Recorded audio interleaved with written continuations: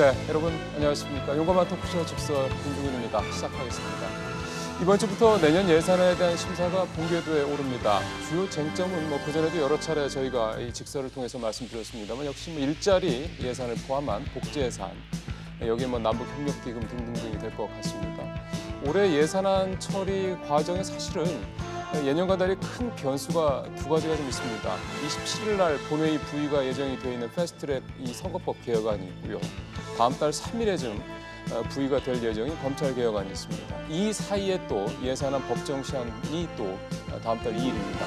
앞뒤로 이렇게 대형 변수들이 맞물려 있는 상황에서 과연 내년 예산안, 그것도 513조의 슈퍼 예산이라고 여러 가지 얘기가 나오고 있는 이 예산안이 과연 얼마나 제대로 심사가 될지, 또 처리는 제대로 될지 벌써부터 우려의 목소리가 나오고 있는 것도 또 사실입니다.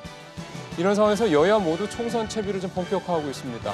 진행 상황 좀 살펴봐야 될 것 같고요. 여야, 특히 더불어민주당과 자유한국당의 총선 기획단의 면면을 보면서 어떤 자세로 내년 총선을 임하는지도 좀 저희가 오늘 좀 따져볼 필요가 있을 것 같습니다. 오늘 세 분의 패널 모셔서 하나하나 좀 짚어보겠습니다. 샵 3698로 또 여러분들 의견 방송 내내 또 기다리도록 하겠습니다. 오늘 모신 분들 또 소개해드리겠습니다. 오른쪽으로 부산가톨릭대 차재훈 교수 나오셨습니다. 어서 오십시오. 예, 안녕하세요. 왼쪽으로 이수희 변호사님 나오셨습니다. 어서 오십시오, 변호사님. 그리고 이광윤 시사평론가 또 오랜만에 나오셨습니다. 어서 오십시오. 안녕하십니까? 예, 오늘 바로 좀 내용으로 좀 들어가겠습니다. 일단은 이제 국회 예결위가 어제부터 시작을 했는데요. 이제 경제부처 부별 심사를 위한 전체회의를 열었고요. 오늘부터 이틀에 걸쳐서 비경제부처에 대한 심사에 들어갑니다. 그래서 내년 예산안 관련된 쟁점부터 좀 간략하게 한번 세 분 말씀 좀 듣고요. 하나하나 좀 들어가 보겠습니다. 총평이라고 해야 될까요? 어떤 거 포인트를 보시는지, 어떤 게 쟁점이 될지 한 말씀 듣겠습니다. 차 교수님부터 하시겠습니까? 예, 앞서 우리 앵커께서 소개하신 대로 이번 예산안 처리와 관련해서 앞뒤에 정치적인 상당히 중요한 의미가 있는 법안들이 두 개가 지금 법안 처리가 예정돼 있다는 그렇죠. 겁니다. 앞서 말씀하신 것처럼 이달 27일 날은 지금 패스트트랙에 올라가 있는 선거법 개혁안이 지금 부의가 될 것이고요. 그리고 또 바로 법정 시한이 끝나는 바로 다음 날은 또 지금 이 검찰 개혁과 관련된 여러 가지 사법 개혁 법안들이 또 그렇죠. 지금 부의될 예정입니다. 이렇기 때문에 이 중간에 끼어 있는 지금 예산안 처리 시점과 관련해서 과연 여야가 어떠한 협상 전술로 이게 임할 것이냐가 가장 큰 관전 포인트가 아닐까 하는 생각이 드는데요. 그런데 국회 선진화법에 의하면 만약에 12월 2일까지 법정 처리가 되지 않을 경우에는 그러니까 지금 정부가 제출해낸 513조 그러니까 513조 예산이에요. 그러니까 정부의 안이 그대로 부의될 수밖에 없는 상황이거든요. 그렇기 때문에 과연 그러니까 여야가 그런 상황에서 어떻게 운영의 묘를 발휘할 것인가, 정치적인 그러니까 협상 기술을 발휘할 것이냐가 많은 국민들이 그러니까 관심 있게 보는 대목이 아닐까 하는 생각이 듭니다. 예, 이 변호사님은 어떤 포인트를 좀 보고 계세요? 그러니까 지금 이제 초슈퍼 예산이라고 했죠. 500조가 넘었기 때문에 그리고 지난 대비해서 작년 대비해서 한 9% 이상 증액이 된 예산인데 이 안에서 지금 문재인 정권이 들어서면서 세계 경제가 또 예전과 다른 저성장 기조라고 하지만 우리나라가 훨씬 세계 경제 성장률에 비해서 한 0.9% 아래에 한 2%대의 성장률을 계속 보이고 있죠. 그러니까 상당히 지금 경기가 어려운 상황인데 그래서 확대 재정을 해야 된다라는 게 지금 슈퍼 예산을 짠 이유로 이제 말을 합니다. 그런데 과연 이제 그야말로 재정 확대를 해야 되는 이 불경기의 원인이 단순히 재정 정책만으로 해결이 될 수 있는 거냐? 근본적인 해결은 경제 정책의 전환이 있어야 되는 거 아니냐? 그러면은 주요 원인을 그대로 두고 예산만 푼다고 해서 정부 돈만 푼다고 해서 이게 가능하겠느냐라는 문제도 있는 거죠. 그러니까 지금 예산과 관련된 문제이기는 하지만 국민들 입장에서는 예산에 더불어서 부동산, 그게 교육 정책에 따라서 일반고를 다 전환하겠다 이런 발표 이후에 정시 확대하겠다 이런 발표 이후에 강남의 집값이 또 들썩들썩 하는 거거든요. 그것도 경제 중에 하나인 거죠. 경제 문제 중에 하나인 거죠. 그래서 재정 확대, 예산에 국한된 얘기 라고 하더라도 그렇더라도 좀 경제 정책의 근본적인 예. 문제를 좀 생각을 하면서 재정 확대로 가야 되지 않느냐. 뭐 또 많은 분들이 재정 건전성에 대해서도 그렇죠. 좀 예. 많이들 걱정하시고요. 그래서 네, 네. 저런 슈퍼 예산이 결국에 이제 불경기를 좀 경기 호황으로 정말 바꿔낼 수 있는 그 매개체가 될 수 예. 있을지에 대해서 사실은 좀 의문이다라는 말씀드립니다.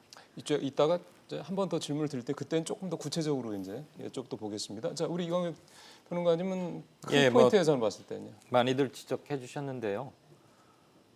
세계 경제가 대단히 전망이 어려우니까 디플레이션 아래 공포, 그래서 나라 돈 최대한 풀겠다. 그게 확장 예산, 그래서 최초로 500조 넘긴 거고요. 그거 가지고 당연히 뭐 여러 가지 논란이 있겠죠.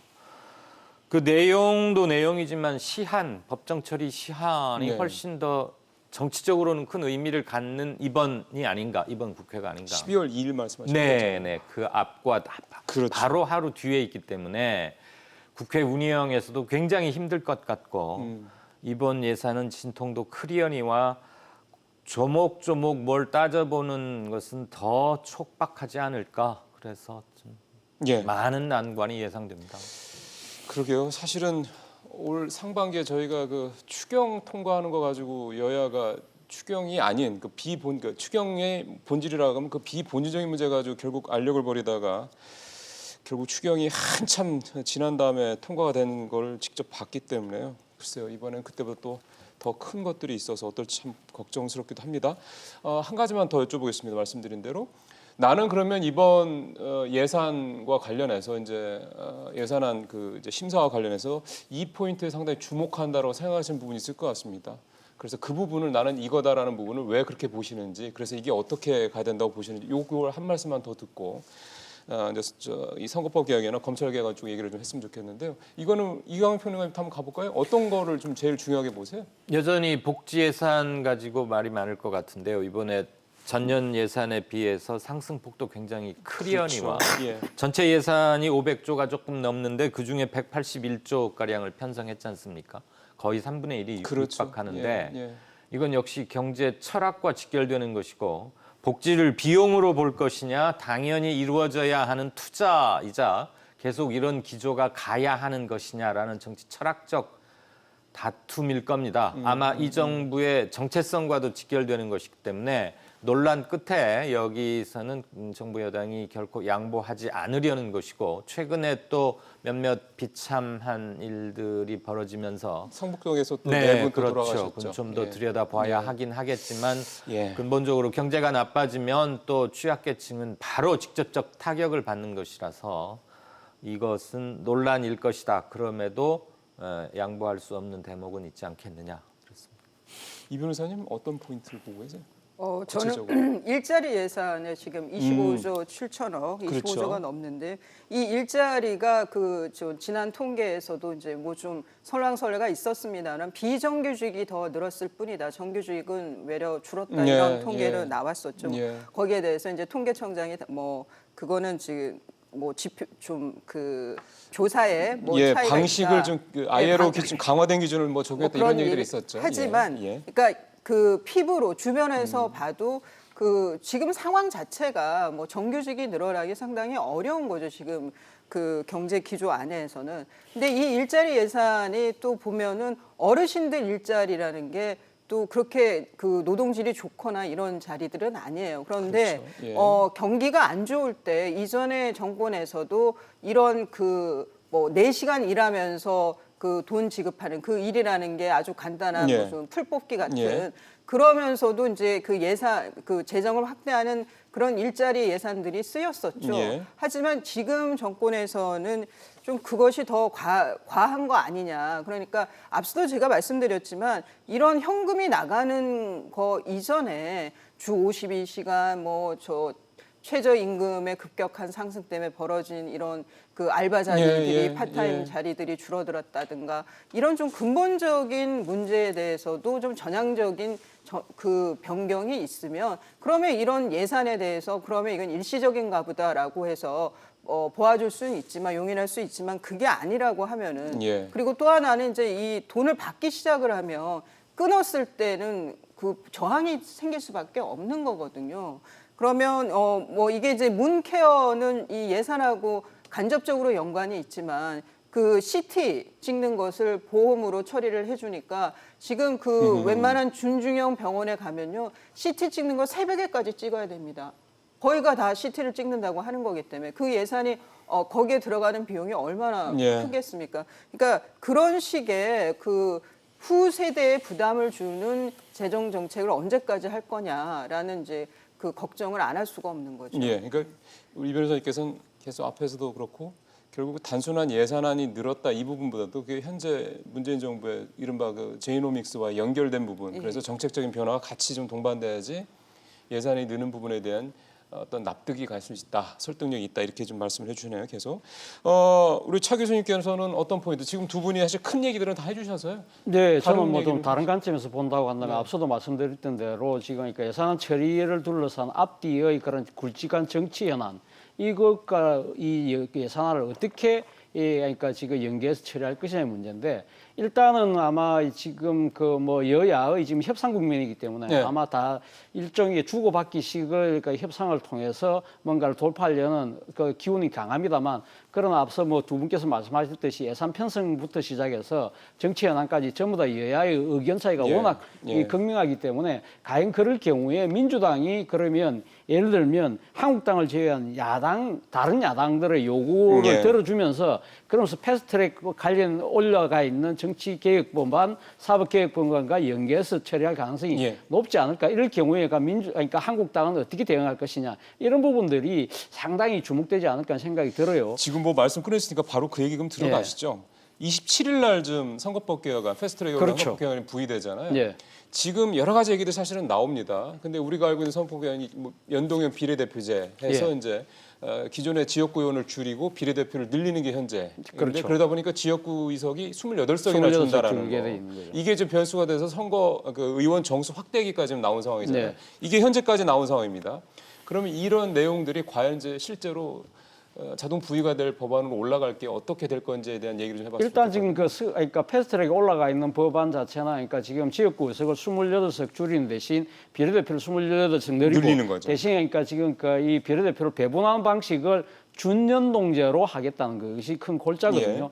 그런데 이 부분에 관해서 지금 앞서 말씀하신 것처럼 지역구가 줄어든 데 대해서 지금 이 현역 의원들의 반발이 크기 때문에 그렇죠. 그 의원 정수를 늘리자는 것이 지금 정의당을 비롯한 몇몇 그 정당들의 주장인데 지금 민주당 그러니까 한국당은 당연히 반대하고 그렇죠. 민주당도 지금 반대하는 입장이기 때문에 쉽지는 않아 보입니다. 그렇다고 한다면 결국 지금 만약에 강행처를 하게 된다면 패스트트랙에 올라가 있는 바로 지난번 그러니까 패스트트랙 그 전국대 통과됐던 이 지금 제가 설명했던 그 법안대로 될 가능성이 높다. 문제는 그것이 그러니까 11월 27일 날 그러니까 부의가 되는데 그러면 예산안 처리 전에 만약에 그러니까요. 민주당이 미리 붙일 것이냐. 그래서 사실은 가반 동의만 하면 되는 것이거든요. 되긴 하죠. 그 가반에서 만약에 그런 식으로 한국당을 제외하고 그러니까 민주당과 이 다른 그 정당들이 합의가 되어서 예. 그러니까 가반수를 그러니까 확보하게 된다고 한다면 그러면 예산안 처리도 12월 2일 날 만약에 한국당이 반대해서 안 될 경우에도 결국은 정부의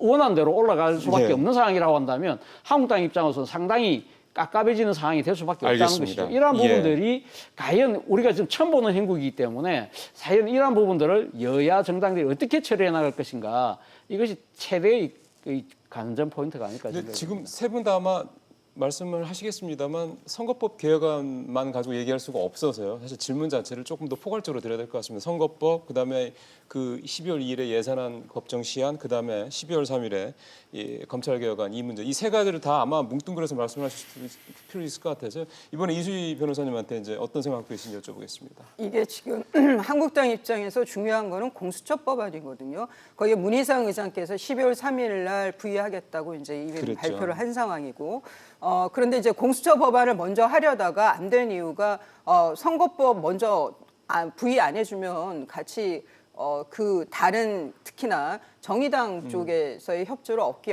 어려우니까 네. 지금 이런 상황이 됐는데 그래 이 문제는 한국당에서는 공수처 법안을 무슨 일이 있어도 막아야 돼요. 그래서 일각에서 나오는 얘기는 의원들의 총사퇴 얘기까지도 나와요. 한국당 의원들. 예, 한국당 의원들이. 그러니까 이거는 아주 배수진을 치고 막아야 된다고 하는 법안인 거예요. 그런 상황에서 지금 그 12월 3일 날 공수처 법안 본회의 부의 그 전날이 그 예산안을 법정 시한이고요. 법정 시한이죠. 그때 다 의결을 해야 되는데 이전에도 그 작년에도 8일 정도 맞아요. 늦춰지긴 예. 했어요. 예. 그런데 뭐 미국 같은 경우에는 이제 저 의회에서 예산안이 통과가 안 되면 아예 월급이나 이런 게 막 동결이 그렇죠. 돼서 걔네들은 그렇죠. 예, 예. 그렇게 되지만 우리는 뭐 추경이라 해서 좀 예산을 네. 쓸 수는 있죠. 행정부가 힘으로. 그렇다고 하더라도 한국당 입장에서는 예산안하고 겹쳐지면 의원 총사퇴를 하면서 배수진을 치는 게 여론에서 어떻게 맞아요. 나올지를 그렇죠. 좀 장담이 안 되는 거예요. 그렇죠. 장담이. 예. 그런 면이 있어요. 그러니까 공수처 법안에 대해서는 정말 의원직 사퇴까지도 할 예. 얘기들이 나오는 상황에서 그러면 예산안만 통과시켜 주는 것이 그거는 물리적으로 어려운 거예요. 사실상은. 그래서 이거는 정말 그 시시각각 변하는 그 상황에 따라서 네, 예, 한국당이 어떻게 나올지는 봐야 될 것 같아요. 그러면 지금 여기서 말하기는 좀 예, 어렵다. 변호사님 말씀 안 하신 게 선거법 얘기거든요. 그럼 예. 선거법은 그러면 한국당에서는 지금 일단 준연동의 비례대표제는 아예 반대하고 있는 거죠. 아예 반대하고 또 비례대표제 늘리는 거에 대해서도 반대를 하고 그다음에 있고. 의원 늘리는 것도 굉장히 반대하고 있고. 그 의원 늘리는 건 10% 범위니까 이제 30명 내외인데 그렇죠. 내인데 그거는 지금 여론도 70% 이상이 반대하고 있어요. 의원을 더 늘리는 거에 예, 대해서. 예, 예. 그래서 민주당은 원칙적으로는 동의하지 않는다고 하는데 지금 이 공수처 법안 때문에 뭐 민주당에서 저 입장을 바꿀 수도 또 있다. 바꿀 수도 있는 그렇죠. 거죠. 뭐 10명 안쪽이거나 예. 이탈표 방지를 위해서라도. 그렇죠. 그러니까 이런 게 다 결국은 이합집산에 의한 표결이 되는 건데 이게 과연 옳으냐라는 문제가 있고요. 예. 예, 예. 그 부분은 이따가 다시 한 번 더 질문을 드려야 될 부분이긴 합니다. 이걸 왜 어떻게 봐야 되는 부분은 일단 현재 상황 가지고 먼저 판단을 좀 해봐야 될 것 같아서 이원 예. 평론가님 어떻게 보고 계십니까? 예, 저는 왜 한국당이 공수처 가지고 의원직 사퇴니 이런 말을 계속 하는지 모르겠어요. 말만 할 거면 제대로 하든가. 할지도 모르지 않을까요? 정말 사퇴를 내든가. 지난번에도 나경원 원내대표가 뭐 어떻게 하면은 의원직 사퇴하겠다고 공수표만 날리고 그랬는데 한국당이 자기들 철학에 맞게 원내 전략을 꾸미는 것까지는 그들의 자유일지 모르겠으나 국회가 기본적으로 돌아가게 하는 것마저 방해하는 것은 대의민주주의의 기본을 훼손하는 것이고요. 네. 그건 뭐 한국당의 맹성을 촉구합니다만 촉구를 들을지는 솔직히 전혀 네. 저는 관심이 없고요. 예. 둘째, 조국 정국이 너무 길었습니다. 네. 그리고 그게 모든 걸 잡아먹어 버렸기 때문에 11월 27일 또는 뭐 12월 2일 불과 한 달도 채 남겨두지 않은 상황에서 다시 의원 정수 확대 문제를 굉장히 중요하고도 의미 있는 문제를 이렇게 급하게 방학 끝나가자마자 숙제하는 학생처럼 몰아치기 숙제하는 것처럼 하는 정치권 전체에 일단 비판하고자 합니다. 예. 저 개인적으로는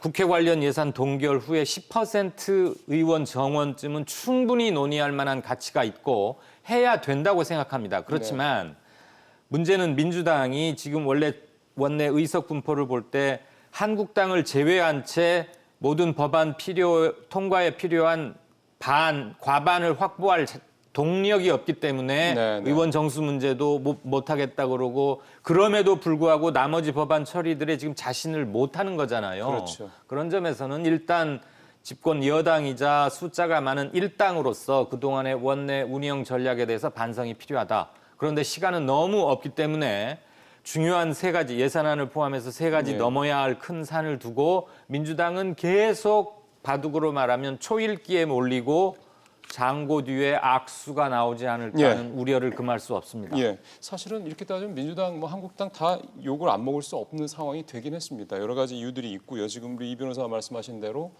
한국당이 이제 공수처 법안의 그 반대 때문에 예를 들어 예산을 또 질질 끄는 상황이 벌어진다 그러면 한국당도 굉장히 큰 비난을 면하기 어려울 거고요. 자, 이런 종합적인 상황들을 좀 저희가 들어봤고요. 이제 여기서 한번 어떤 식으로 이걸 좀 실타래를 풀어야 될지 세 분께서 갖고 계신 생각을 한 말씀 들어봤으면 좋겠습니다. 그리고 나서 다음 질문으로 넘어가고 싶은데요. 차 변호사님께서는 어떻게 이 복잡한 상황을 좀 풀어나가야 되는 실마리를 좀 찾을 수 일단 있을 거라고 보세요? 한국당 입장에서 사실 이 제재할 수 있는 수단이 별로 없습니다. 왜냐하면 앞서도 제가 말씀드렸다시피 네. 그러니까 국회 선진화법에 의해서 예산안 같은 경우는요. 그러니까 12월 6일 날 자동 부의가 될 수밖에 없어요. 그렇다고 한다면 만약에 그 전에 바로 11월 27일 날 선거법을 지금 부의가 되잖아요. 그렇다고 한다면 만약에 선거법을 이 민주당이 한국당을 제외하고 어떤 식으로 강행 처리해서 통과시키게 되면 그건 가반수를 확보했다는 뜻이잖아요. 그렇죠. 예. 그렇다고 한다면 이 지금 12월 2일 날도 충분히 처리가 가능하다는 겁니다. 예산도? 예산도 예, 가능하죠. 그러네요. 예산도 지금 자동 부의가 되기 때문에 이거는 지금 뭐 국회 선진화법에 의해서 뭐 180을 기다리고 할 필요가 없는 거예요. 그렇죠. 12월 날 무조건 부의가 되기 때문에 거기서는 가반수 동의만 받으면 넘어가는 겁니다. 그렇다고 한다면 한국당이 막을 방법도 없습니다. 사실 그렇기 때문에 그렇다고 하더라도 민주당이 가면 그대로 강행할 수 있느냐? 그건 또 국민 여론이 있기 때문에 그럴 수 없겠죠. 그렇기 때문에 아마 제 생각에는 상당한 타협안을 나름대로는 준비하지 않을까 하는 생각인데 그 타협안 중에 하나가 이수희 변호사님께서 말씀하셨듯이 공수처법에 대해서 한국당이 상당히 반대하고 있잖아요. 예. 반대하는 이유 중에 하나가 공수처가 상당히 그러니까 이 대통령이 직속기관이 되어서 정권 통치기구로 악용되면서 야당 탄압하는 도구가 될 거라는 네. 부분인데 바로 그런 우려를 불식하기 위해서 지금 바른미래당의 건원희 의원이 제시한 안이 있지 않습니까? 그 안 중심으로 아마 타협할 가능성이 높지 않을까. 예를 들면 대통령이 공수처장을 임명하는 것이 아니라 지금 그러니까 이 추천위에서 그러니까 추천받은 사람을 대충 한 명을 지목을 하면 그 사람에 대해서 국회 가반수가 동의하는 국회의 동의를 거치게 만들고 그리고 또 기소와 관련된 부분들도 공수검사가 기소를 바로 하는 것이 아니라 예. 이 기소심의위원회를 만들어서 거기다가 준다고 한다면 상당히 공수처의 정치적 그러니까 뭡니까 일종의 편향성을 상당히 바로 잡을 수 있다는 것이 민주당의 논리거든요. 민주당도 상당히 이 바른미래당의 그러니까 지금 건은희 의원 안에 상당히 많이 기울고 있는 것 같아요. 그런 식으로 만약 돌파구를 그렇죠. 열어간다고 한다면 예. 그럴 때는 그럼 한국당이 어떻게 대응할 것인가 이것도 우리가 한 지켜볼 대목인데 이런 걸 본다고 한다면 한국당 입장에서는 상당히 정치적 수단이 마땅치 않습니다. 아까 우리 지금 변호사님 말씀처럼 원직 사퇴라는 이야기는 할 수 있지만 실제 지금 회의가 20대 회의가 거의 다 끝난 상황에서 그러니까 이 원직 사퇴라는 것 자체가 맞아요. 일종의 할리우드 액션처럼 비칠 가능성이 높다는 거죠. 예, 실제로 예. 그 의원 사퇴를 해도요. 뭐 날짜가 얼마 안 남은 것도 있겠지만 과연 국민들께서 정말 잘했다고 하실지도 사실은 의문이기도 하고요. 어쨌든 그래서 좀 이 얘기를 조금 더 뭔가 정치를 해야죠. 여기서 우리가 정치력을 발휘해서 뭔가를 찾아야 될 것 같습니다. 이 변호사님 어떤 좀 해법이 좀 있으시다고 그 이제 뭐 의원직 사퇴 얘기가 이제 나왔을 때 그런 또 얘기도 있었죠. 문희상 의장께서 그 사퇴를 수리하지 않으면 맞습니다. 예. 네. 그 사퇴 효과가 없다는 거죠. 의원직 어차피? 사퇴 효과가 없기 때문에 뭐 그 사퇴서를 일괄 제출해도 문희상 의장께서 나 이거 수리 못한다라고 하면은 그 제적 과반의 그거는 그대로 되는 거예요. 그러니까 뭐 이런 이제 현실적인 문제도 또 있어요. 그러면, 의원직 예, 사퇴가. 예. 그러니까 그게 헐리우드 액션의 문제가 헐리우드 액션보다 정말 총사퇴를 하고 싶은데 의장께서 받아주지 않는 상황. 그 상황일 때는 또 어떻게 해결을 해야 되는지. 그래서 이제 그 한국당이 시시각각 변하는 상황에 따라서 이 12월 3일 이후에 12월 3일부터 공수처 법안에 대해서 어떻게 대처하는지는 정말 당시가 이제 그때가 나경원 대표의 원내대표의 또 임기하고도 관련이 있어요. 12월 초에 예, 10월 그래서 다 뭐 원내대표를 다시 선출해야 된다는 일각의 얘기도 있고 당내에서 안 된다. 공수처 법안을 어떻게든 저지를 해야 되기 때문에 지금 나경원 대표가 그대로 임기 연장이 돼야 된다. 이런 얘기가 또 한국당 안에서도 있는 거예요. 이제 임기와 관련해서. 지금 차 교수님도 말씀하셨지만 공수처 법안 관련해서 타협의 여지는 전혀 없는 것 같으세요? 지금 이제 공수처 법안에 대해서 가장 큰 문제라고 생각하는 거는 검찰의 정치적 중립성 문제. 지금 굉장히 좀 별종인 윤석열이라는 검찰총장이 지금 등장을 하면서 검찰의 그 정치적 중립성에 대해서 조국 수사 때문에 의외로 또 중립성이 지켜진 것처럼 비치지만 예. 뭐 권력으로부터 독립한 것처럼 비춰지지만 그거는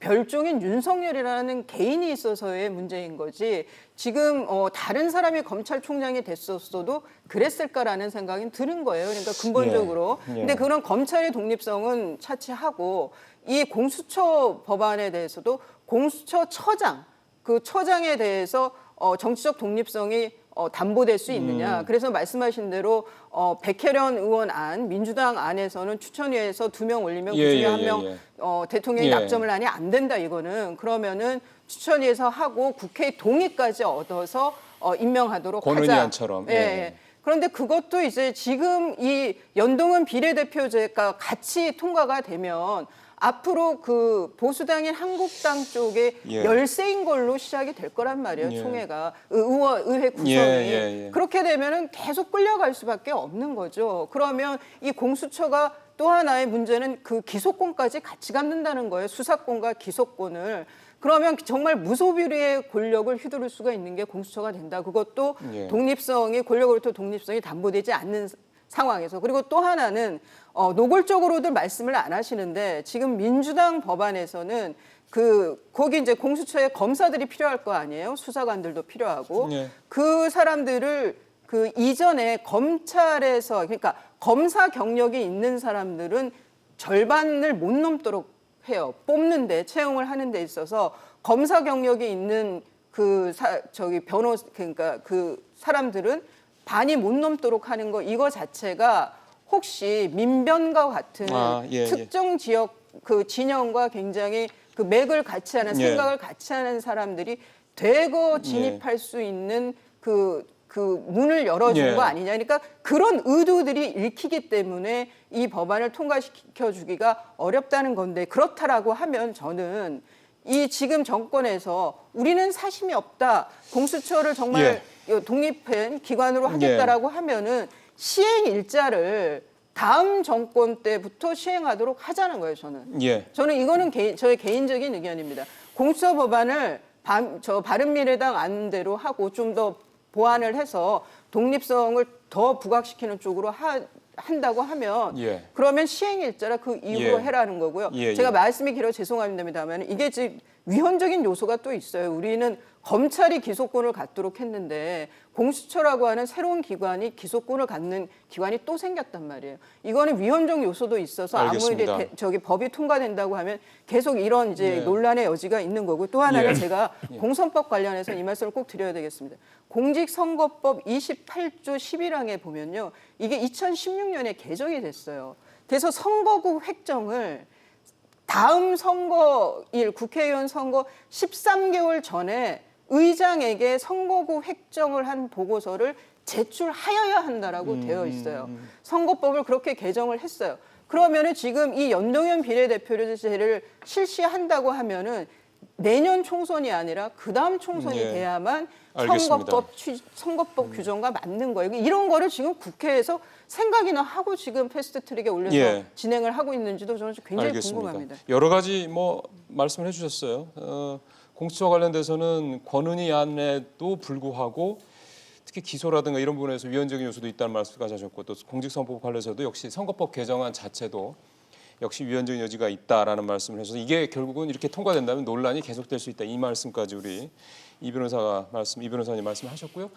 자, 우리 이광훈 평론가님은 어떤 포인트를 좀 보고 계신지 구체적으로 봤을 때 우리가 초시계 놓고 국회 청문회 회의하는 것처럼 하는 건 아니지만 발언 시간이 조금 층하가 생기니까 저는 아주 짧게 제목만 말씀드릴게요. 듣다 보니까 민변 사람들은 마치 괴물이나 되는 양 민변 사람들이 우르르 몰려가는 거 아니냐 그런 얘기하는데 그건 좀 같은 변호사시면서 민변을 그렇게 묘사하시는 건 대단히 형평을 잃은 것 같고요. 혹시 발언 이따 하시겠으면 시간 드리겠습니다. 둘째, 그 공수처의 실질적 규율 대상을 받는 사람은 한 900명 정도입니다. 현재 정부 국회에 넘어가 있는 안을 보면 고위공직자들이 그렇죠.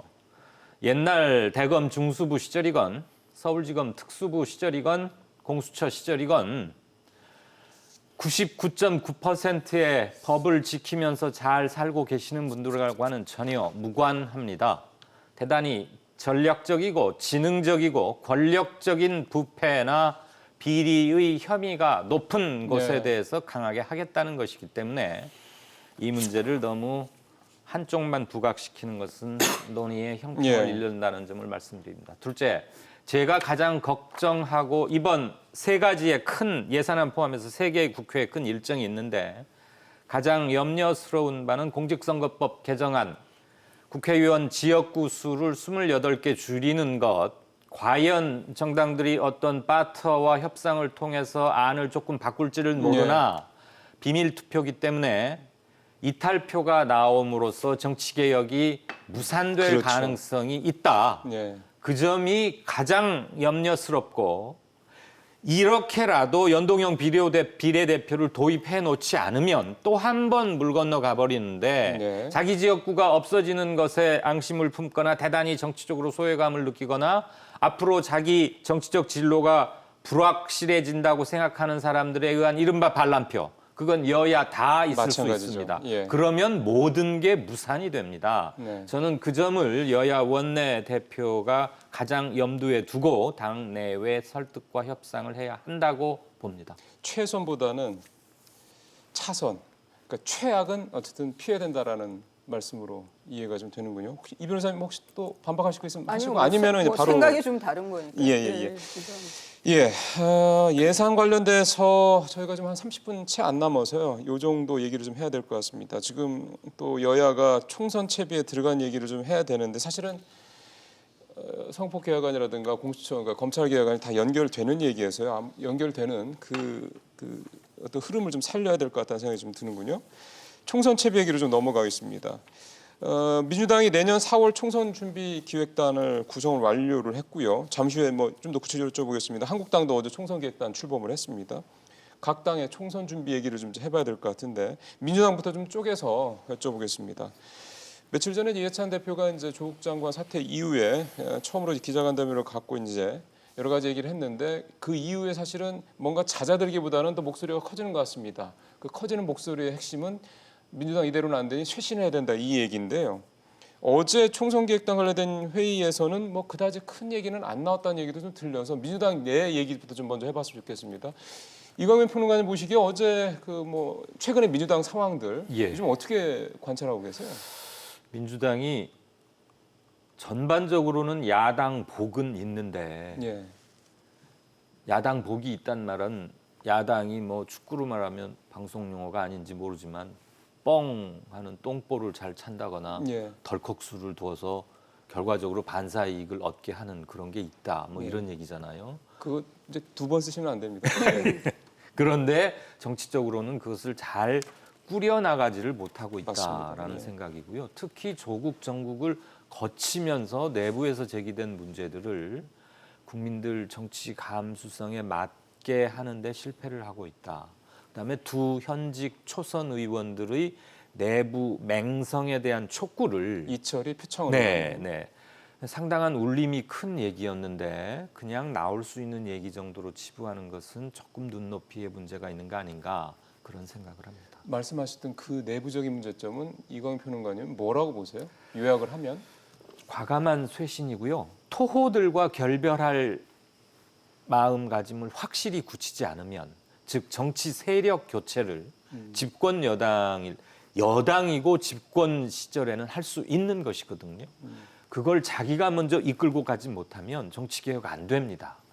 옛날 그 나물 그 밥으로는 아마 내년에 의외로 고전할 수 있을 겁니다. 토호들이라는 거는 되면은 좀 오래되어 대대로 물려온 유지들 어느 지역에 가나 에헴하고 방귀 뀌는 사람들 그런 사람들하고 완전히 잘라내는 그래서 정치의 세력을 교체하는 이른바 고 노회찬 의원의 말씀을 빌자면 불판 자체를 바꾸어야 할 마지막 기회라고 생각하고 하는 게 지금 최적이자 저는 라스트 찬스라고 봅니다. 그러니까 그게 뭐 다선 의원이나 뿐만이 네. 아니라 다 포함하는 그렇습니다. 거죠. 예. 세력을 바꾸는 겁니다.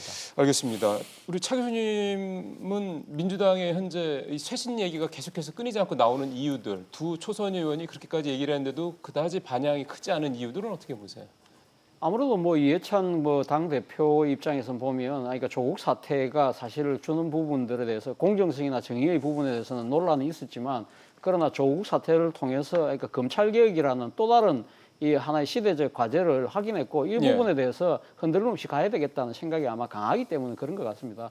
그렇지만 어제 그 민주당이 구성한 총선기획단을 보면 나름대로 쇄신 의지는 좀 읽히는 측면은 분명히 있어요. 어떤 면이죠? 예를 들면 15명을 어저께 예, 그 했죠. 구성을 했잖아요. 그렇다고 한다면 이 15명의 면면을 보면 지금 원외가 거의 절반 가까이 돼요. 그리고 또 여성과 청년이 상당한 비율입니다. 여성 같은 경우가 지금 그 5명이거든요. 그래서 3분의 1이네요. 예, 3분의 1이죠. 그리고 또 청년도 지금 그 4명이기 때문에 근 3분의 1이네요. 예, 그렇죠. 그러니까 여성과 청년에 대한 배려를 하겠다는 의지를 분명히 하고 있는 것 같고, 네. 그리고 특히 이 지금 그 이번 조국 사태 과정에서 상당히 그 비판적 목소리를 냈던 금태섭 의원 있지 않습니까? 네. 금태섭 의원이 바로 그런 목소리를 내므로 인해서 다음 공천 탈락시켜라는 상당히 그 이 여당 지지층의 이 상당한 비난을 받았거든요. 근데 금태섭 의원이 총선기획단에 들어갔다는 거예요. 이것은 뭘 이야기하느냐? 그럼 당내의 쓴소리도 듣겠다. 듣겠다는 의지로 많은 사람들이 본다는 겁니다. 그렇다고 한다면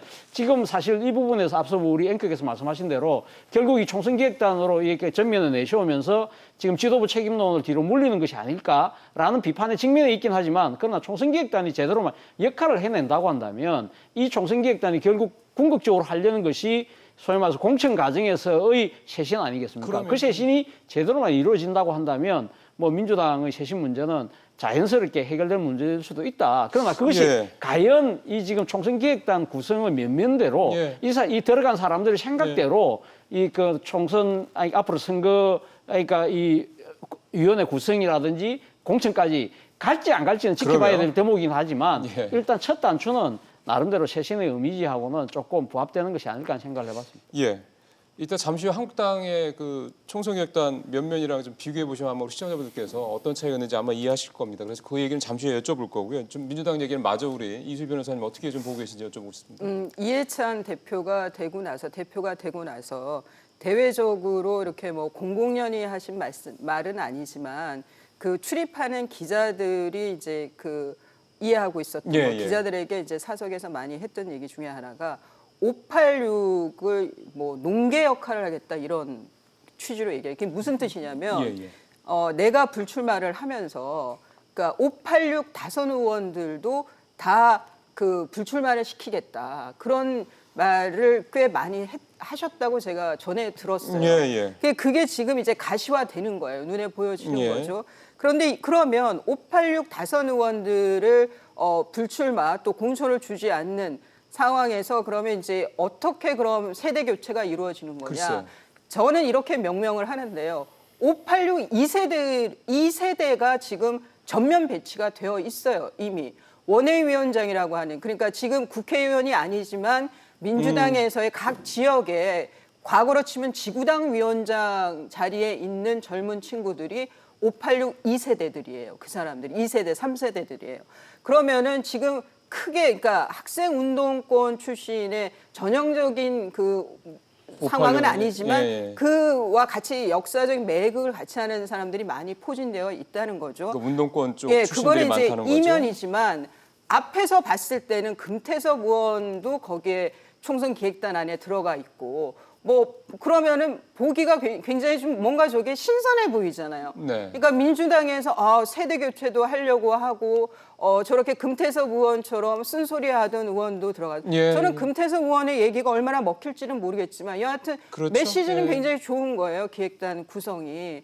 그래서 참 민주당이 뭐 다른 거보다도 저런 그 메시지를 내놓는 어떤 이런 그 기획이라든가 이런 꾸미는 것이 진짜 한국당에 비해서는 훨씬 더 잘하고 있다 지금 상황이. 지금 이렇게 이제 총선 기획단도 그렇고 그러니까 언론들이 금태섭 의원에 우선 관심을 갖고요. 맞아요. 예. 그리고 또 하나는 이제 뭐 이철희 의원이나 표창원 의원은 다 본인들이 생각했을 때 불출마하는 것이 더 뭐 얻을 게 많다고 생각했으니까 불출마 선언을 했을 텐데 지금 거기에 맞대응해서 한국당에서는 불출마 선언을 해줘야 되는데 그게 없으니까 기껏 인재영입이라고 했는데 또 그게 또 구설수가 나고.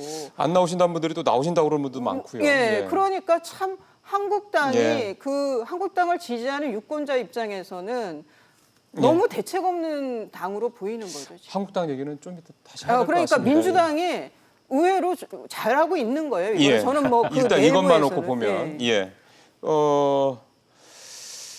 하나 조금 더 그럼 들어가 보죠. 공천 얘기가 좀 나왔고 사실은 이제 총선 관련해서 제일 하이라이트는 이제 공천 작업일 텐니다. 그게 아마도 국민들 입장에서 때는 정말 이 당이 그게 여당이든 야당이든 이 당이 정말 뭔가를 해보려는 의지가 있느냐라는 걸 확인할 수 있는 어떤 상징적인 표현일 수도 있겠고요. 지금 민주당 관련해서 나오는 얘기들은 뭐 크게 보면은 이제 이낙연 국무총리가 이제 들어와서 선대본부장 같은 이제 큰 역할을 할 것이라는 역할론 소위 말하는 그런 게 하나가 있고 또 하나는 이제 공천 관련해서 또 들어가 보면 이제 불출마자를 제외를 하고 하위 20%의 현역을 이제 대폭 물갈이하겠다 이런 얘기들도 나오고 있어서 이제 요 얘기를 해서 이제 민주당 얘기는 요 공천 얘기까지 좀 하고 정리를 좀 해보겠습니다. 이광희 평론가 보시기에는 좀 이런 얘기들이 슬슬 나오고 있고 좀 전에 우리 이주변화 말씀하신 대로 뭐 586 세대 다수 의원들은 다 뭐 물갈이하겠다 이런 이해찬 대표의 그런 얘기들까지 있다고 하는데 이 공천 문제 민주당이 지금 어떻게 좀 풀어갈까요?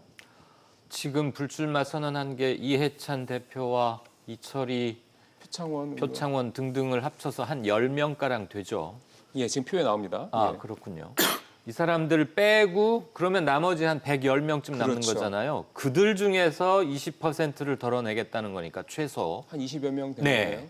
20명이 조금 넘을 겁니다. 아마 저는 그 수가 28명까지도 육박할지 할 수 있지 않을까 싶은데 어쨌거나 상당폭 현재 민주당 재적 의원의 30%를 넘는 숫자가 일단 강제적으로 더 바뀌게 되어 있다는 그렇죠. 점이고요. 예. 저는 박주민 효과를 민주당이 지금 요번에 기획단이건 공천심사위원회 건 간에 그것을 많이 생각하면 과거로부터 중요한 교훈을 얻지 않을까 싶습니다. 그게 무슨 얘기입니까? 박주민이라고 했을 때 사람들은 다 그저 아무 데서나 힘든 일 하고 뭐 이랬어요. 세월호 도울 때도 그랬고. 변호사 출신이시죠? 네, 예. 그랬죠. 예.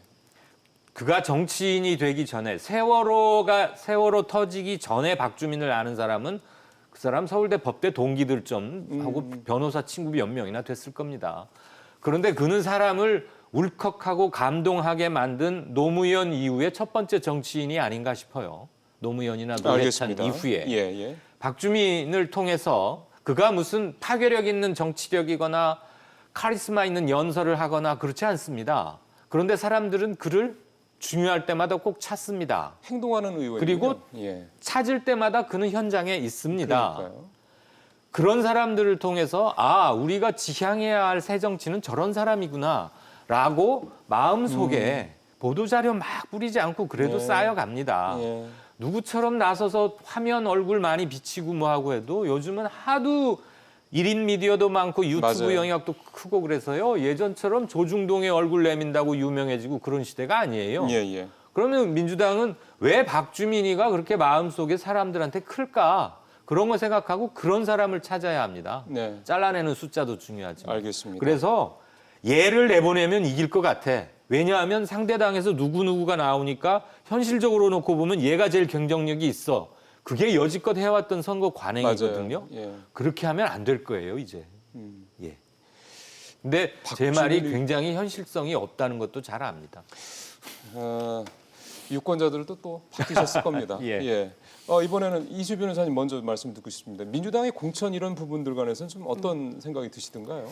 그러니까 저는 이제 586의 뭐 2세대, 3세대가 이제 세대 교체라는 그 명분 하에서 다시 새롭게 또 진출을 할 거다라고 생각을 하는 거고요. 그리고 이제 그 기질 차이인지 뭐 또 아니면 예. 정당의 문화 차이인지는 몰라도 지금 민주당의 20대 국회에서의 민주당 의원들에서는 그 뭐 스타급이라고 할 건 아니라도 대중적인 인지도가 높은 개별 의원들이 몇 분이 나왔어요. 예. 지금 말씀하신 박주민 의원은 저 같은 경우에는 뭐 세월호로 알고는 있었지만 그 후원금 모집 유튜브가 하도 회자가 많이 돼서 그때 저는 처음 봤었어요, 제대로. 그런데 비해서 한국당은 그렇게 이제 잘 모르던 의원인데 대중적으로 이렇게 인지도가 올라가는 그것도 좋은 쪽으로. 예, 그런 의원 뭐 박주민 의원은 반대편에서 봤을 때는 뭐 좋은 이미지는 아닌데 지금 그런 의원들이 민주당만큼은 안 됐던 거예요. 그거는 결국 자꾸 한국당 얘기로 가는데 한국당이 2016년 공천을 잘못했던 거예요. 저는 그 여파가 예. 결국은 내년 공천까지도 영향을 미칠 수 있다는 생각이 드는데 그러면 역으로 말하면 민주당이 지금 내년 공천을 그래도 내년 공천이 더 이제 그 잘 할 것처럼 기대되게 보이게 하는 거는 결국 4년 전 공천이 잘 돼 있어서 그 네.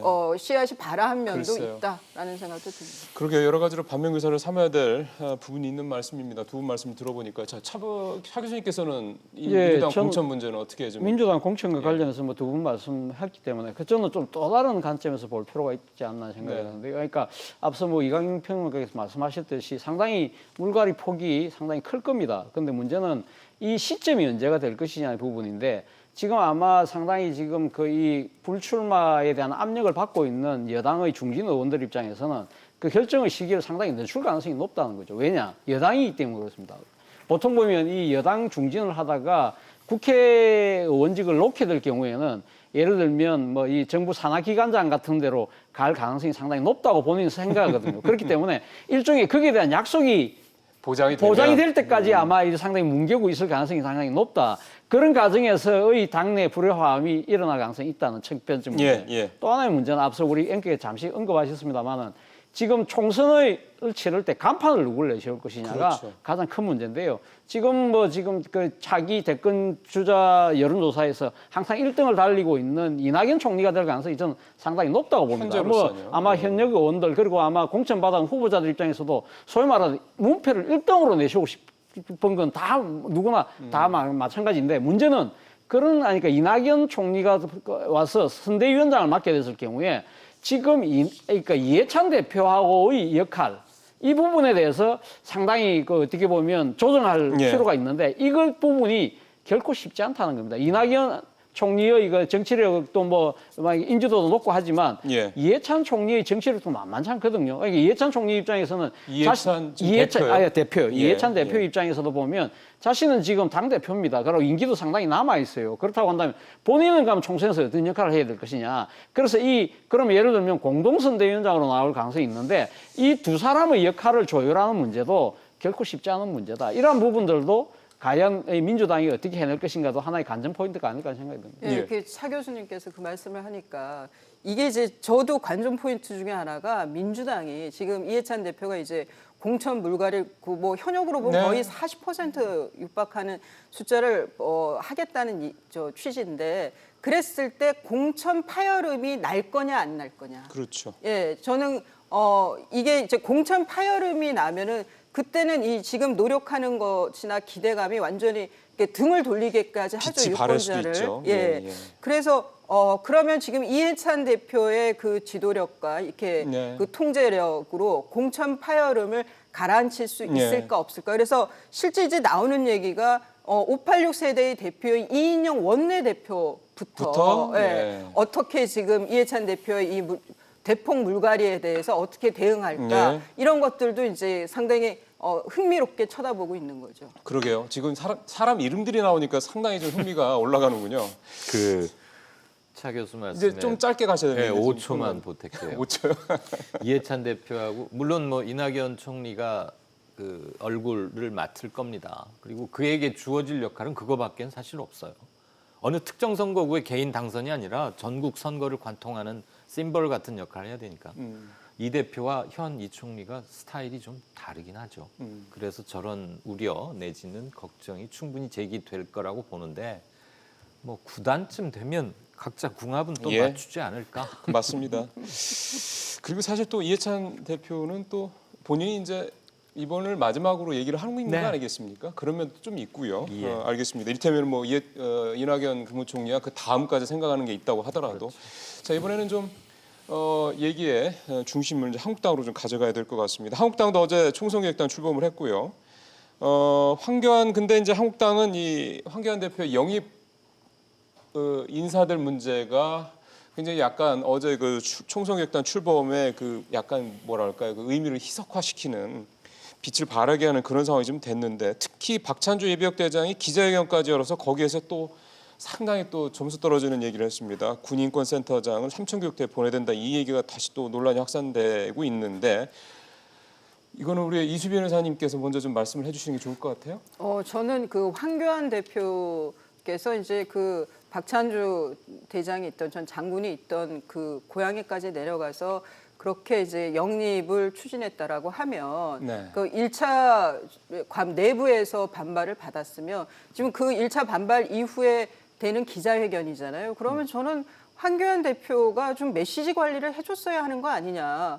저 기자회견은 저는 좀 그런 관리가 된 상황에서 기자회견을 할 거라고 예상을 했는데 어제 보면은 그게 아닌 것 같아요. 기자와의 질의응답에서 뭐 개인적으로는 박찬주 장군 개인적으로는 그 군 인권센터 소장이 너무너무 밉겠죠. 화가 나고 하겠지만 그거를 그 사석에서나 할 뻔한 얘기를 그것도 기자회견을 자청해서 하는 데서 했다는 거는 저거는 참 돌이킬 수 없는 그 상황을 만들었다는 생각이 들고 그래서 한국당에서는 뭐 영입을 얘기하기는 어려운 상황이 되지 않았나. 그래서 지금 뭐 오늘 아침에 나오는 보도에서는 우리 공화당 쪽에 뭐 영입을 한다 이런 얘기도 나오는데 그게 이제 그 박찬주 대장이 가고 싶어하는 데가 천안이거든요. 그렇더라고요. 출마하고 싶어하는 아예 데가. 지역구를 얘기를 하더군요. 예, 근데 그 천안이 또 그 고 유경수 여사 쪽하고 또 그 관련이 있고 뭐 그래서 하여간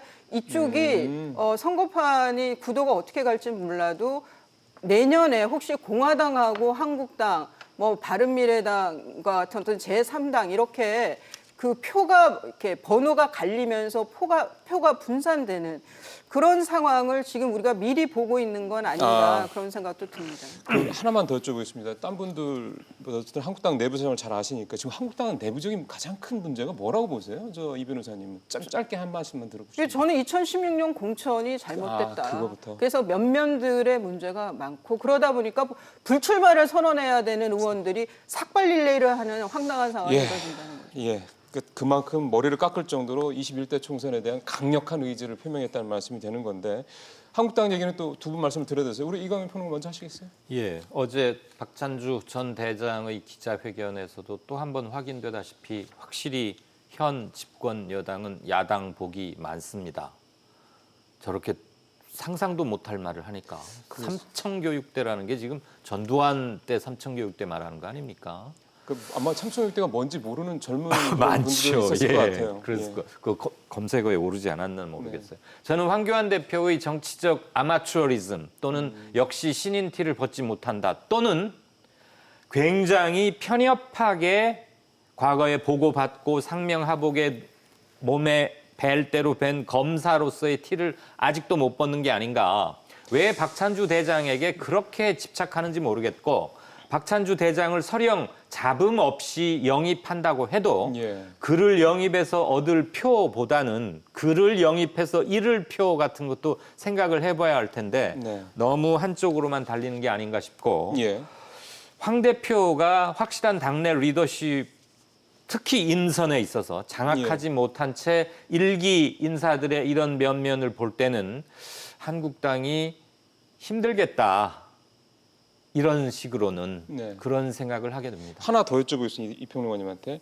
사실 나경원 대표도 최근에 여러 가지 잇따른 그 구설수에 있었어요. 그러면은 한국당의 지금 투톱이죠. 당대표, 원내대표가 다 이렇게 어떤 구설수에 휘말리고 있는 상황이 계속되다 보니 심지어는 조국 사태로 얻었던 표까지 다 잃고 있는 상황이라는 얘기도 나오고 있고 이 대장들이 이런 식으로 하면 참 리더들이 이런 식으로 하면 따르기가 참 어렵다는 생각이 어렵죠. 저는 1차적 책임은 나경원 원내대표에게 있다고 봅니다. 물론 원내 사령탑은 자기고 정당의 실질적으로 한국 정당에서 실질적으로는 원내의 활동이 대부분이긴 하지만 어쨌거나 정당의 대표는 얼굴인데 나경원 원내대표 입장에서 볼 때 황 총리는 그냥 정치 신인일 뿐이에요. 그리고 여론조사만 가지고 당대표가 됐다고 생각하는 거예요. 그래서 인정을 못한다는 거예요. 그리고 묘한 라이벌 의식을 스스럼없이 드러냈고 그래서 원팀이 되지 못했다는 생각은 듭니다. 알겠습니다. 차 교수님. 그 아까 이제 우리가 못했던 얘기를 좀 해야 될 것 같아요. 민주당 아까 총선기획단 면면 우리가 봤잖아요. 이번에 한국당 총선기획단 면면도 혹시 보셨을 텐데 어떤 차이가 이렇게 극명하게 드러난다고 보셨어요? 일단 그렇죠. 그러니까 쇄신의 의지가 상당히 박하해 보인다. 박해 보인다. 그러니까 지금 앞서 제가 말씀드렸던 대로 민주당 같은 경우는 뭐 우리 사회 정치적 약자라고 할 수 있는 여성이나 청년들에 대한 배려, 그리고 원외에 대한 배려가 상당히 돋보였다고 한다면 예. 어제 한국당의 지금 그 총선기획단에 보면 지금 제가 보니까 두 사람 빼고 전부 다 현역 의원들입니다. 예. 현역 의원들이고 여기에서 20, 30대는 단 한 명도 없어요. 없어요. 예. 그러니까 여성도 한 명밖에 없습니다. 예. 40대 두 명이 그리고 다더군요. 지금 예. 이분들의 면면을 감아 보면 소위 말해서 그러니까 황 대표의 측근이라는 분들 그리고 또 영남 쪽 그러니까 지역적으로 영남 쪽에 많이 치중해 있다. 예. 자 이런 상황이라고 한다면 기존의 보수 기득권 세력을 대표하고 있는 분들로만 다 지금 배치한 거 아닐까?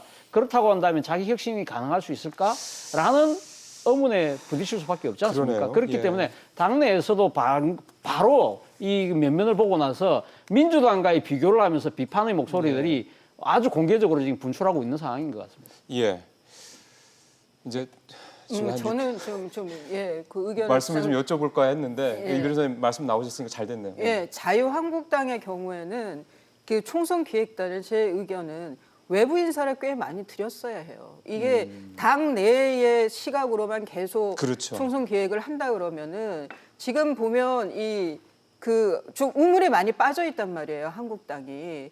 그런 면에서 외부 인사들을 좀 들였어야 하지 않나. 근데 당내 그것도 원내 그 의원들이 대다수라는 면에서의 아쉬움이 있고, 그리고 그 영상을 봐도 이렇게 확 눈에 띄는 사람이 없는 거예요. 이렇게.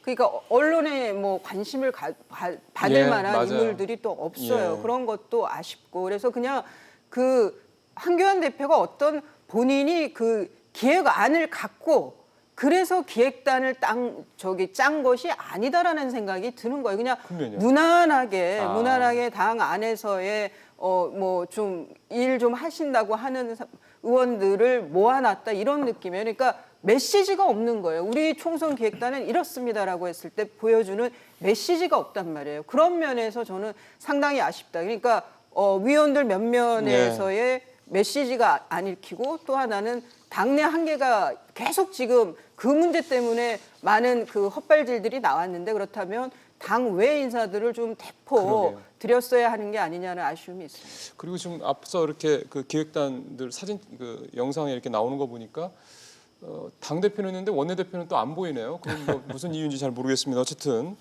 아까 이광현 평론가 말씀하신 대로 왠지 황 대표와 나 대표 간에 이런 게 이렇게 좀 뭔가 원팀이라는 느낌이 좀 안 드는 부분이 또 저런 데서도 볼 수 있는 게 아니냐는 생각도 좀 듭니다. 이제 마무리 좀 하겠습니다. 조금 이제 넓게 이제 지금의 상황을 좀 살펴봐야 될 것 같습니다. 조국 사태 이후 정치권에 대한 국민들의 비판의 목소리는 사실 더 커졌습니다. 국민들이 투표하고 싶은 마음이 들 만한 쇄신을 이제 우리 정치권이 과연 이제 앞으로 펼칠 수 있을 것인가? 지금 이제 총선 기획단을 출범시킨 거는 민주당하고 이제 한국당 두 당밖에 아직은 없고요. 이제 다른 당도 아마 할 텐데 어떤 부분에 있어서 정말 국민들의 이 유권자들의 마음을 살 수 있는 어떤 그런 총선 전략이 필요할지 세 분께서 갖고 계신 생각을 한 말씀 듣는 오늘 마무리를 하겠습니다. 차 교수님부터 한 말씀 해주시죠. 저는 뭐 지금 우리가 지금 아까 양당의 그러니까 지금 총선기획단 이야기를 했지만 지금 우리가 알게 모르게 이 이야기하는 그러니까 베이스 기반이 뭐냐면 현재의 선거법을 가정하고 지금 이야기하고 있는 겁니다. 그렇죠. 그런데 상당수 지금 앞으로 지금 우리가 아까 모두에 시작할 때 상당히 예산과 관련해서 굵직한 정치 현안들이 걸려 있다고 그랬잖아요. 그렇죠. 이게 지금 이달 말, 내달 초, 뭐 더 나아가서는 아마 올 연말까지 상당한 정치적인 변화를 만들어낼 겁니다. 그렇죠. 이 변화를 국민들이 어떻게 받아들일 것인가. 이 과정에서 여야의 하는 행위들을 보면서 국민들 나름대로는 유권자 나름대로 판단의 근거를 삼을 겁니다. 예. 예를 들면 민주당이 그러니까 숫자의 우위만 믿고 강하게 밀어붙일 경우에 독선적으로 비출 수도 있는 것이고 그러면, 한국당 입장에서는 야당이니까 반대를 위한 반대를 할 경우에는 소위 기득권에 또 집착한다는 식으로 또 그러니까요. 이야기를 들을 수 있는 것이고요. 예. 정의당 같은 경우는 예를 들면 의원 정수만 매달리면 자기 밥그릇만 그렇죠. 뭐 그런 식의 또 이미지를 갖고 있는 거기 때문에 이 상황에서 저는 지금 유권자들은 지금 예의주시하고 있다고 합니다. 그렇다고 한다면 이분들이 판단의 결정은 이 모든 정치적인 변수들이 끝나고 난 뒤에 그렇죠. 냉정하게 판단하지 않을까. 그렇다고 한다면 지금부터 잘해야 되는 거예요. 여야 모두가. 예. 그래서 왠지 선거법 개혁안 통과가 되고 난 다음에 또 굉장히 재밌는 저희가 이 세 분 모시고 재밌는 이 정책 얘기를 할 수 있지 않을까 생각이 듭니다. 예, 말씀 잘 들었고요. 우리 이수 변호사님은 어떤 포인트가 중요하다고 보세요? 지금 이제 민주당은 늘 지금 여론조사를 보면 30% 중후반대 지지율이고요. 그리고 한국당은 30%를 못 넘고 있어요. 20% 후반대 정도에 머물러 있는데 그러면 한 10% 정도가 차이가 나는 거고 무당파가 한 10% 정도로 늘 나옵니다. 여론조사에. 그러면 이 10% 차이에서 무당파를 데리고 와야 되는 거거든요. 뭐 다 데리고 올 수는 없는다 하더라도 그러려면 결국은 외연 확장이 한국당의 지상 과제다. 내년 총선에서는. 그러면 어떤 인물들을 정말 과감하게 반대 진영에 있던 사람도 합리적인 인사라면 영입해야 된다는 저는 그런 입장이에요. 그러니까 그런 과감한 물갈이와 과감한 영입이 있어야 되고 뭐 이러면은 또 이제 강경 입장이신 분들은 정체성이 어디 갔냐라고 했지만 선거는 이겨야 되는 겁니다. 지고 나면 아무 소용이 없는 거예요. 그리고 또 하나는 중진과 한국당의 경우 중진과 지도부의 희생이 있어야 된다. 그렇죠. 그게 없이는 또 과감한 물갈이 자체가 안 되는 거기 때문에 저는 이 두 가지를 주문을 드리고 싶습니다. 먼저 지도부와 중진들의 희생 그리고 과감한 그 영립과 물갈이가 병행이 돼야 된다. 우리 이 변호사님이 한국당 공천위원회에 들어가셔야 되지 않을까 싶은 생각이 드는데 이렇게 해서 말은 쉬운데 이게 쉽지는 않습니다. 예, 사실 그렇기도 하죠. 그래서 정말 의지가 중요하다는 생각이 좀 듭니다. 바꾸려는 의지죠. 마지막으로 이광희 평론가님은 어떤 예. 점에 주목해야 될까요? 역시 중요한 건 공천의 원칙과 기준, 그래서 공천된 인사 면면에서 읽혀지는 저 당이 앞으로 뭘 하고자 하는구나 그렇죠. 그거고요. 선거법이 어떻게 바뀔지는 솔직히 잘 모르겠습니다. 변화 여지도 있고요. 그리고 연말에 굉장히 국회에서 또 한번 파란이 일면 정치 염증은 매우 커질 겁니다. 그렇죠. 그렇지만 내년 4월에 치러질 국회의원 선거를 관통할 메인 이슈 두 개를 고르라면 저는 경제하고 공정일 거라고 그렇죠. 생각합니다. 그렇죠. 예. 경제는 너무 절박하니까 제가 굳이 말씀드릴 필요가 없고요. 공정은 최근 몇 개월의 사태를 겪으면서 우리 모두 이른바 진영을 떠나서 글쎄요. 다시 한번 묻게 됐습니다. 예. 그리고 이건 보나마나 다음번 정치권 숙제이자 시대 정신으로 또 떠오를 것 같습니다. 예, 지금 이광희 평론가님 말씀 전적으로 공감을 합니다. 경제 또 공정 문제, 사회적 우리 사회의 공정성 문제는 사실은 진영 논리나 여야 간의 당리 당략과 사실 관계없이 우리가 반드시 좀 보완하고 개선해야 될 굉장히 중요한 또 절박한 부분이니까요. 이런 부분들을 좀 어느 당이 내년 총선 전략에서 얼마나 국민들의 뜻을 받아들여서 잘 흡수를 해서 그거를 어떤 아웃풋으로 내놓느냐, 이게 이제 우리 유권자들의 선택에 아마 가장 중요한 포인트가 되지 않을까 그런 생각이 오늘 세 분 말씀 들어보니까 드는군요. 차주영 교수님과 이수희 변호사님, 이광희 평론가님 얘기 나눠봤습니다. 고맙습니다. 잘 들었습니다.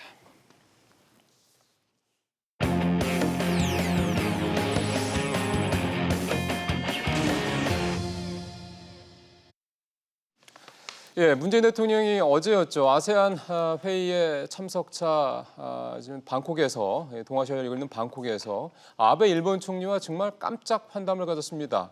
시간이 11분이라 하는데 글쎄요, 11분이라는 물리적인 시간보다도 두 사람이 만나서 저렇게 밝은 표정으로 뭔가 진지한 표정으로 대화를 했다는 거에 대해 방점을 두지 않을까 생각이 듭니다. 이 내용을 중심으로 해서 잠시 후에 김수민 평론가와 함께 이슈 따라잡기 이어가겠습니다. 아세안 플러스 3 정상회의장에서 다른 정상들과 얘기를 나누던 문재인 대통령. 아베 총리가 다가오는 걸 보고 옆자리로 이끌었고 아베 총리도 이에 응하면서 자연스레 대화가 시작됐습니다. 11분, 약식이긴 해도 이렇게라도 얘기를 나눈 게 지난해 9월 뉴욕 유엔 총회 이후 1년 1개월여 만입니다. 매우 우호적이며 진지한 분위기 속에서 환담을 이어갔습니다. 두 정상은 최근 진행 중인 외교부 협의를 통해 실질적인 관계 진전 방안이 도출되길 희망했다고 청와대는 밝혔습니다. 문 대통령은 필요하다면 보다 고위급 협의를 갖는 방안도 검토해보자고 했고 아베 총리도 모든 가능한 방법을 통해 해결 방안을 모색하도록 노력하자고 답했습니다. 문 대통령은 어젯밤 아시아 태평양 지역 메가 FTA로 불리는 RCEP 정상회의에 참석해 인도를 제외한 15개 나라 간 협정문 타결을 선언했습니다. 2박 3일간의 일정을 마친 문 대통령은 오늘 오후 귀국합니다. 청와대는 이번 태국 방문이 부산 한 아세안 특별 정상회의에 대한 국제사회 지지를 확인하고 아베 총리와 깜짝 만남을 통해 한일 관계 회복에 시동을 걸었다는 데 의미가 있다고 설명했습니다. 예, 매주 화요일, 수요일, 목요일은 김순민 시사평론가와 얘기 나눠보겠습니다. 어서 오십시오. 네, 반갑습니다. 예, 이번에 사실은 별로 기대를 안 했거든요. 네. 별로 바뀌는 게 없어서 상황이. 근데 가서 이렇게 이를테면 그때 그 환영회인가요? 그 할 때 악수하고 그 두 정상 부부가 만나는 모습도 되게 밝았던 것 같고 그러고 나서 이제 그 다음날 깜짝 환담이 있었는데 뭔가 좀 이 기대감을 갖는 게 참 부담스럽긴 한데 어떻게 보셨어요? 일단은 뭐 기대감까지는 아니더라도 양국 간의 대화는 여전히 가능하다. 글쎄. 그리고 이제 악의를 갖고 사이를 뭐 틀거나 할 그런 의도가 서로 간에 없다라는 건 충분히 보여주지 않았나 그렇게 생각이 듭니다. 물론 이번 환담을 통해서 앞으로 어떤 결과가 타결이 된다 이렇게 장담을 할 수는 없는 노릇이겠지만 그 기대감을 오히려 좀 낮추고 바라본다면 이 현상 자체는 일단 긍정적으로 바라볼 수가 있겠고 그리고 이제 사전에 이것이 뭐 준비가 되거나 했던 그런 환담이 아니었습니다. 예. 일어 통역도 준비가 되지 않아서 이제 영어 통역을 통해서 한국어, 영어, 일본어 이런 식으로 글쎄. 몇 번 변환을 해서 얘기를 해야 됐고 어떻게 보면 11분 동안의 대화였는데 그 통역 과정이라든지 이런 것들을 따져봤을 때는 이제 실제로 오간 대화 내용 그렇게 길지는 않을 것으로 그럴 수도 보입니다. 있겠네요. 예. 하지만 분명한 것은 짧은 시간이었지만은 양국이 대화 중이다라고 하는 것을 분명히 보여준 그런 의미는 있었다고 보여지고요. 예. 그래서 협상의 여지는 남아 있다. 이것은 분명한 사실인 것 같습니다. 예, 또 문 대통령이 직접 가서 손을 잡아 끌고 이렇게 그 부분은 이제 청와대에서는 뭐 소매를 잡거나 손을 잡고 끌거나 하진 않았다. 그러니까 이끌었다는 게 자리로 인도했다는 뜻이지 이렇게 뭐 물리적으로 좀 이렇게 그렇게 끌진 않았다라고 청와대에서 해명을 하긴 했습니다. 아니 실제로 그렇게 했다고 하더라도 이제 그거 가지고 이제 뭔가 문 대통령이 뭐 아베 총리한테 가가지고 뭐 이렇게 막 뭐 이렇게 약간 뭐 이렇게 네. 약간 뭔가 잘못한 그러니까 그걸 자기가 먼저 이렇게 해결한다든지 이렇게 했다는 표현을 하는 사람도 있을지 모르겠습니다. 어쨌든 뭔가 문 대통령이 이번 상황을 좀 한일 간의 이 상황을 적극적으로 좀 풀어보려는 의지가 더 높다라는 측면에서 또 봐야 될 필요도 있을 것 같다는 생각도 들고요. 어제 저희 그 직설에 나왔던 박원권 한동대 교수가 네. 직설 끝나고 나서 그 얘기를 하고 가셨어요 저한테. 물밑 실무진들 간의 물밑 접촉이 상당히 좀 진전이 된 거로 자기는 들었다 이 얘기를 하시더라고요. 네. 그래서 이렇게 11분간 만난 거에 대한 의미가 그냥 단순히 이렇게 한 게 아니라 즉흥적으로 했다기보다도 뭔가 좀 어느 정도 공감도 있었다라는 얘기도 해서 그 부분을 좀 기대감을 갖고 좀 네. 지켜봐야 될 것 같습니다. 자, 다시 이제 조금 이제 우리 쪽 얘기 돌아와 보면 검찰이 어제 그 정부 1청사죠, 저 광화문 청사에 금융위원회가 있는데 거기 압수수색을 했어요. 네. 그 내용을 좀 들어보니까 유재수 전 부산시장, 그러니까 이 양반이 이제 금융위원회 금융정책국장을 했었는데 2017년도에요. 당시에 이제 비의혹이 있었다. 네. 근데 그 당시에 조국 전 장관이 민정수석이었는데 청와대 감찰을 이제 중단시켰다. 이 의혹 때문에 그 고발장이 접수돼서 검찰이 압수수색을 했다고 그러더군요. 네, 그렇습니다. 금융위원회하고 이제 연관 업체 두 군데에 글쎄요. 대해서 압수수색이 실시가 됐는데요. 유재수 이제 부시장이죠. 예. 유재수 부시장이 당시에 받았던 의혹이 이제 자녀 유학비라든지 항공료 이런 부분에 대해서 업체로부터 편의를 지원을 받았다. 뭐 돈 문제더군요. 예, 그렇습니다. 차량 등 편의까지 글쎄요. 포함을 해서 그래서 그 의혹을 받았다가 이제 2017년 12월에 일단은 자진 사퇴를 당시에 했었는데 이 부분에 대해서 나중에 그 김태우 전 수사관이 폭로를 하면서 제대로 감찰을 하지 않고 그냥 덮었다. 그리고 이것을 덮는 데 있어서는 굉장히 윗선 그러니까 민정수석 비서관인 당시 조국 수석이 개입을 했다라는 주장을 했었어요. 예. 그리고 조국 수석이 아니면 이 정도는 덮을 수가 없다라고 하는 그런 이제 증언들이 나왔는데 거기에 대해서 이제 검찰이 압수수색이라든지 수사에 들어간 것이죠. 예. 그러니까 결국은 이러다 보니까 이게 이제 조 장관 가족에 대한 그러니까 정경심 교수와 조 장관 가족에 대한 수사의 연장선상으로 보는 시각들이 많더군요.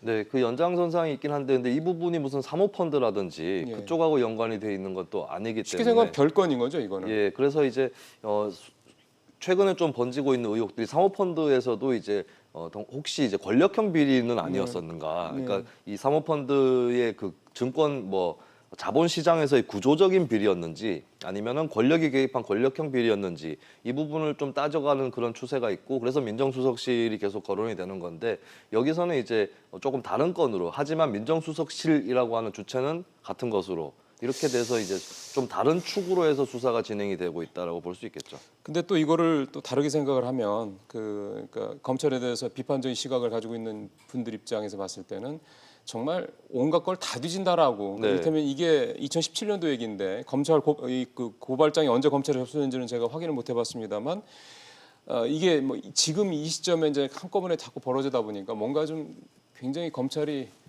너무 이렇게 먼지털이식으로 그야말로 네. 하는 게 아니냐 이런 또 좀 비난의 목소리도 나올 수 있을 것 같습니다. 그렇습니다. 그래서 여러 가지 방면으로 조국 전 장관에 대한 수사가 진행이 되고 있어서 네. 한 사람에 집중해가지고 수사를 하는 거 아니냐 이런 얘기가 네. 나올 수 있는데 근데 또 한편으로 보면 이제 민정수석실이라고 하는 이 주체에 대한 그러니까 민정수석실이 사실 구조적으로 좀 취약하거나 혹은 위험한 부분들이 있어요. 이게 셀프 감찰을 하는 기구다 보니까 예, 적극적으로 파더라도 대충 덮는 이런 행태가 일어날 수는 있고 거기에 대한 또 의혹이 불거진 것은 이제 국민들 입장에서 좀 위중한 거기 때문에 어쨌든 이번에 예. 좀 진상을 규명할 필요는 있겠습니다. 예, 알겠습니다. 말씀 나온 김에 저 그 정경심 교수 얘기 좀 해보죠. 지금 구속이 돼 있고요. 네. 수사를 좀 받고 있는데 건강 문제가 계속 변수인 모양이네요. 네, 근데 건강 문제에 대해서는 이제 뭐 언론을 통해서 이게 본인이 아니라 뭐 다른 어떤 사람들의 입에서 나온 거긴 한데 뭐 뇌종양, 뇌경색 뭐 이런 얘기가 나왔었죠. 예. 근데 이 부분이 글쎄요. 그 구속이 된 걸로 봤을 때 명확하게 입증이 안 됐지 않았을까 이렇게 보여지고 건강이 구체적으로 어떻다 저떻다 이런 얘기는 검찰이든 혹은 정 교수 변호인이든 하지 않고 있습니다. 근데 어쨌든 간에 최근 들어서 수사를 받으면서 이제 중간에 계속 중단이 되는 그런 걸 봤을 때 이제 아주 뭐 건강한 상태는 아니었을 거다라고 추측은 가능할 것 같고요. 예, 그런 것 때문에 이제 뭐 구속도 좀 빨리 만료돼야 되는 거 아니냐라고 하는 그런 시각이 또 있는 것 같습니다. 근데 사실은 뭐 지난 박근혜 저 국정농단 수사 때도 이제 이화여대 한 교수도 이제 뭐 암 투병 중인데도 뭐 구속이 되고 뭐 그렇습니다. 그랬던 전례가 있어서 네. 정신 교수가 이제 그런 어떤 건강상의 문제로 구속이 뭐 되네 안 되네 이 문제는 사실 뭐 이미 구속이 됐으니까 별 이제 큰 문제 제기는 의미가 없는 것 같다는 생각도 드는데 결국 이제 정규신 교수 수사가 자꾸 이렇게 길어지다 보니까 이게 네. 뭔가 이를테면 이제 의혹만 가지고 본다고 그러면은 뭔가 소위 말하는 스모킹건이 안 나와서 저러는 건지 정말 저 정 교수의 건강 문제 때문에 자꾸 수사가 지연되는 건지 그러면 네. 또 도대체 조 전 장관은 언제 소환이 되는 건지 등등 이런 얘기로 또 연결이 되더라고요. 그렇습니다. 근데 정 교수 건에 대해서 확실하게 말하기 어려워진 것이 이번에 이제 이 계기를 통해서 현재 수사 중인 내용이라든지 이런 것들을 막 언론에다가 자유롭게 예. 유출하고 또 그것을 국민들이 들을 수 없는 사정이 되었기 때문에 구체적으로 뭐 지금 현재 수사가 어떤 부분에서 제동이 걸린 것인지 방해물을 만난 것인지 글쎄. 아니면 거꾸로 너무 수사할 게 많아가지고 시간이 더 걸리는 건지 이 부분을 명확하게 글쎄. 예, 제3자나 밖에 있는 사람 입장에서는 알 수는 없는 그런 부분이 있습니다. 근데 중요한 건 이제 정경심 교수에 대해서 뭐 건강 문제가 됐든 뭐가 됐든 조금 늘어지는 그런 수사가 되면서 그러니까요. 사실 지난주에 어쩌면은 조국 전 장관이 소환될 수 있는 거 아니냐 이 얘기가 나왔는데 일단은 늦춰지는 거고요. 근데 아무래도 이번 주에는 또 소환되지 않을까 임박했다 이런 얘기가 다시 또 나오고 있습니다. 예, 마치 예전에 정규신 교수 언제 소환하느냐 그거 가지고 저희가 이번 주냐 다음 네. 주냐 다시 그게 또 재현되는 것 같다는 생각도 좀 드는군요. 우리 정치권 얘기로 좀 넘어가 보겠습니다. 앞서 저희가 일부에서 이제 두 거대 정당 그러니까 네. 민주당과 한국당 얘기는 많이 했습니다. 그래서 오늘은 좀 공천당 얘기 쪽으로 좀 가야 될 것 같은데 일단은 바른미래당 얘기를 먼저 하죠. 손학규 대표가 김관영 의원을 최고위원으로 임명을 했어요. 네. 이게 다시 당에 대한 장악력 이걸 더 이렇게 강화시킨 거로 봐야 되는 건지 이게 어떤 의미로 이제 뭐 볼 수가 있을까요? 네, 물러서지 않겠다 이런 그렇게 봐야 되는 의지를 거군요. 피력을 한 거고 손 대표 쪽에 가까웠던 문병호 최고위원의 사퇴와 탈당 이것은 굉장히 뼈아픈 일이 될 수가 있겠습니다만 김관영 전 원내대표를 최고위원에 앉혔다는 게 무엇을 의미하느냐 지난 4월에 패스트트랙을 두고 당내에서 일어난 갈등이 있습니다. 그 당시에 이제 김관영 원내대표가 당시 원내대표였었죠. 김관영 최고위원이 패스트트랙을 강하게 밀어붙이는 그런 입장이었고 현재 손학규 대표에게 반기를 든 세력은 오신환 원내대표라든지 유승민 전 대표라든지 이쪽에서는 그것을 반대하는 세력이었는데 다시 한번 그 당시 패스트트랙에 선봉하셨던 인사를 최고위원에 앉힘으로써 그대로 나의 길을 가겠다라고 분명하게 손 대표가 선언을 한 셈이 됐습니다. 그러면 지금 바른미래당 상황에서는 아직 분당이 된 상황은 아니기 때문에 그쪽으로 뭐 가고 있다는 얘기는 나옵니다. 네.